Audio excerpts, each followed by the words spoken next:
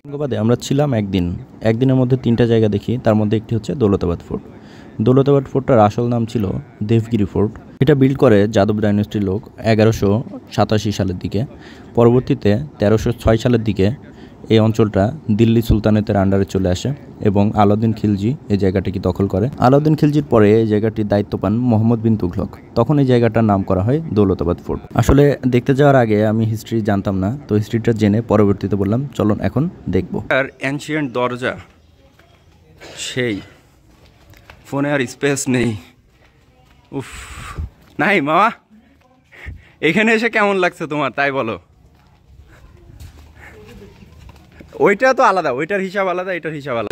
এরা এই ফোর্টের যে কাজ হচ্ছে রেস্টোরেশনের কাজ, একদম সেম যেভাবে আগেরকার মানুষ বানিয়েছিল ঠিক এখানেও সেম এইভাবে বানাচ্ছে। এখন আমরা খুব দ্রুত উপর পর্যন্ত চলে যাব, তারপরে দেখব। আমরা লেট করে ফেলেছি, এখন বলতেছে যে আর যাওয়া যাবে না। তবুও আমরা দেখি যতটুকু যাইতে পারি। আসলে একদিনে এতগুলো জায়গা কভার করা সম্ভব না, প্রতিটা জায়গায় এক এক দিন টাইম নিয়ে আসা উচিত। এই ফোর্টটা আসলে এত ভালোভাবে রক্ষণাবেক্ষণ করা হয়নি, এখন মনে হচ্ছে আর কি রেস্টোরেশনের কাজ জোরে সোরে চালু হয়েছে, সব জায়গাতেই কাজ হচ্ছে। গেটগুলো করে অসাম, এগুলা কাঠ নাকি লোহা বোঝা মুশকিল।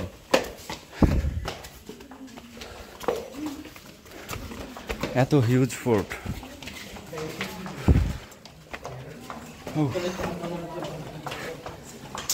আরও আগে আসা দরকার ছিল, কারণ টাইম অনেক পার হয়ে গেছে। এখন হয়তো আমরা পুরোটা ফোর্টটা দেখতেই পারবো না।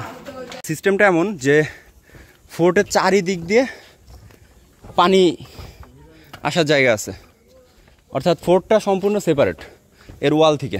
এখানে জাস্ট একটাই ব্রিজ, তো যখন আক্রমণ হবে তখন জাস্ট এই ব্রিজটা যদি ভেঙে দিত তো শত্রু আর এই পানি পার হয়ে আসতে পারবে না। আর এই পানিতে বড় বড় কুমির থাকতো, আরও অনেক বিষাক্ত সাপ পোকামাকড় থাকতো, যাতে করে শত্রুরা সহজে আক্রমণ করতে না পারে।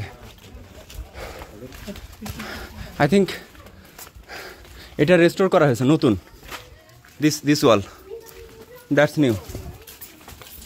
এখান থেকে ফোর্টের ভিউটা খুবই সুন্দর, যদি এখানে অনেক কিছু ভেঙে গেছে, নতুনভাবে আবার তৈরি করছে এরা।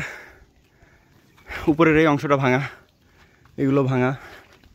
এখন আমরা এখান থেকে আবার বাকি জায়গাটায় যাব। ফোর্টের উপর থেকে এখানে পুরা আওরঙ্গাবাদ সিটি দেখা যাচ্ছে। ভিউটা জাস্ট অসাম।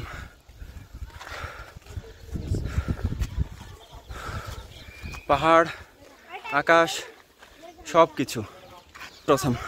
আমরা এত তাড়াতাড়ি উঠেছি যে আমরা হাঁপিয়ে গেছি, তো এখন নেমে যেতে হবে, টাইম শেষ। আর বেশি করা সম্ভব হলো না, এখন উপরে আধা ঘন্টা লাগবে নাকি উপরে উঠতে। তো হয়তো জীবনে বেঁচে থাকলে আবার যদি আওরঙ্গাবাদ আসি তো দৌলতাবাদ ফোর্টের সম্পূর্ণ উপরে উঠব। শেষে নেমে আসতে আসতে একটা জিনিসই মনে হলো যে এই একটা ফোর্ট বানাতে কত পাথর লেগেছে, কত ম্যাটেরিয়ালস লেগেছে এবং মানুষকে কতই না কষ্ট করতে হয়েছে।